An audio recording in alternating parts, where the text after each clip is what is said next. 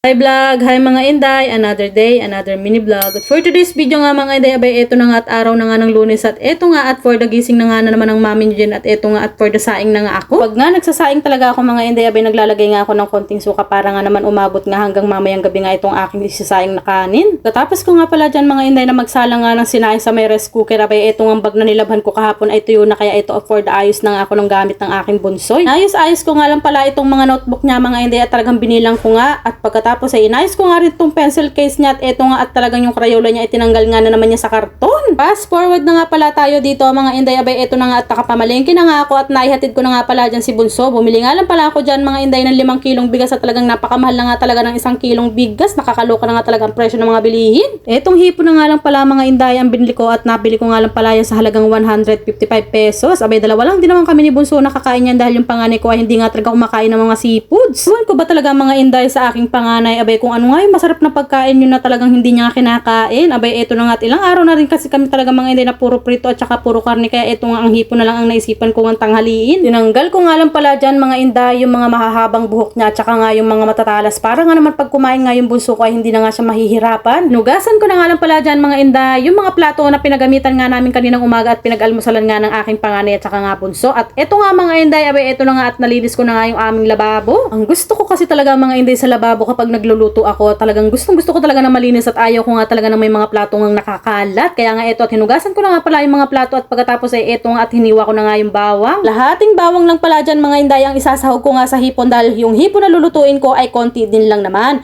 Pinino-pino ko nga lang pala dyan mga Inday itong bawang at pagkatapos ay susunod ko na nga rin palang hiwain nga itong sibuyas at kalahating sibuyas na nga lang pala ang isasahog ko. Hindi ko alam mga Inday kung ako lang ang naglalagay ng sibuyas pero para sa akin ay gusto ko din talaga ng may sibuyas. Pagkahiwa ko nga pala dyan mga Inday ng bawang, abay eto na nga at isinunod ko na nga pala yung maliit nga na sibuyas at pagkatapos ay itinabi ko nga lang pula sandali dahil medyo maaga pa naman ng mga oras na ito at mamaya na nga lang din ako magluluto. Umakyat nga lang pala ako dito mga Inday sa may terrace at eto nga at bala ko na naman maglaba. Abay naglaba na nga rin pala ako kahapon mga Inday ng mga decolor pero eto nga at yung puti naman din ang talagang lalabahan ko. Nilagyan ko na nga pala dyan mga Inday ng sabon nga itong lalabahan ko at pagkatapos ay eto nga at nilalagyan ko na nga rin ng tubig. Abay eto na nga at for the lagay na nga ako ng tubig at pagkatapos ay eto at isinalang ko na nga rin pala itong mga puti. Habang nagpupuno nga ako dyan mga Inday ng tubig nga dito sa may washing machine, abay etong mga damit na decolor ay talagang inakyat ko nga dito sa taas para nga matuyo dahil kahapon nga mga Inday pagkatapos kong maglaba ay talagang sumobra nga ang lakas ng ulan.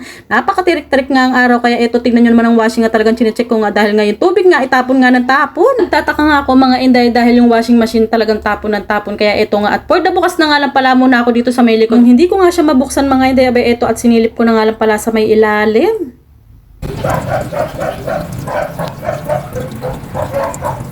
Tuluyan na nga talaga mga Inday na iniwanan na nga ako nitong aking washing machine. Abay mahal na mahal ko nga talaga itong washing machine dahil napakatagal na nga nito sa akin at padala pa nga sa akin to ng Honey Ko My Love So Sweet in the Heaven in the Sky. Bukod nga mga Inday sa padala nga ito sa akin ng Honey Ko My Love So Sweet in the Heaven in the Sky ay talagang mahal na mahal ko nga ito dahil napakalaki nga tulong nito sa akin at itong ang washing machine ay automatic. Wala naman na din ako magagawa mga Inday dahil hindi na nga talaga niya kinakaya at talagang tuluyan na nga siyang nagpaalam.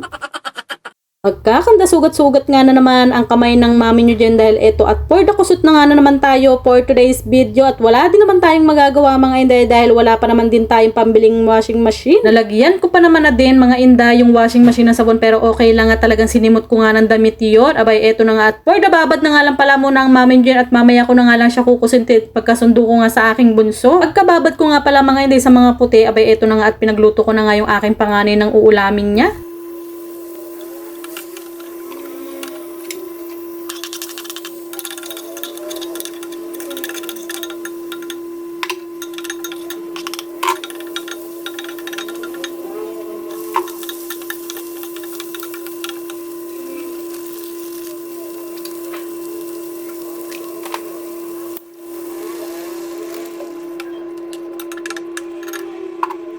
Luto ko na nga rin pala dyan mga Inday itong hipon na uulamin nga namin ni Bunso at pagkatapos ay tinikman ko lang sandali at okay na nga sa panglasa ko at maya maya lang mga Inday ay tinakpan ko na nga para nga maluto nga ng mas maayos. Maya maya lang din mga Inday abay eto na nga at naluto na, abay kain po tayo mga Inday. So ayun na nga mga Inday, abay hanggang dito na lang at ituloy na nga lang po natin sa mga susunod na mini vlog. Salamat po pala sa panonood, please like, share, follow.